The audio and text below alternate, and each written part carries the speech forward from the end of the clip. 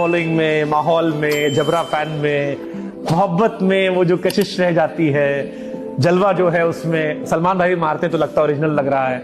देखिए क्या है, बॉडी जैसे सलमान खान की आपने बात किया, मारता है तो लगता है कि हाँ मार रहा है भाई। तो गाइस जैसे कि पवन सिंह से जब पूछा गया सलमान खान के बारे में कि आपके भी सलमान खान के जैसे ही फैन फॉलोइंग अदर भी जैसे कि एकदम सलमान खान वाली ज़िंदगी आप जीते हो, तो पवन सिंह ने इंटरव्यू के द्वारा, सुधाकर मिश्रा के इंटरव्यू के द्वारा इन्होंने लगी सच्चाई बताने कि हाँ मैं पवन सिंह हूँ लेकिन सलमान खान के जैसा मैं भी जीता हूँ, क्योंकि सलमान खान के जितना फ़ैन फॉलोइंग है उसी तरह मेरा भी फ़ैन फॉलोइंग है। मैं भी एक भोजपुरी का बहुत ही बड़ा स्टार हूँ, पावर स्टार मुझे लोग कहते हैं, क्योंकि भाई मैं उस हिसाब पे हूँ। सलमान खान तो बॉलीवुड के सुपर डुपर स्टार हैं, लेकिन मैं भी भोजपुरी के सुपर डुपर स्टार हूँ। बट सलमान खान और मेरा कंपेयर कुछ किया नहीं जा सकता, क्योंकि हम लोग भाई भाई हैं।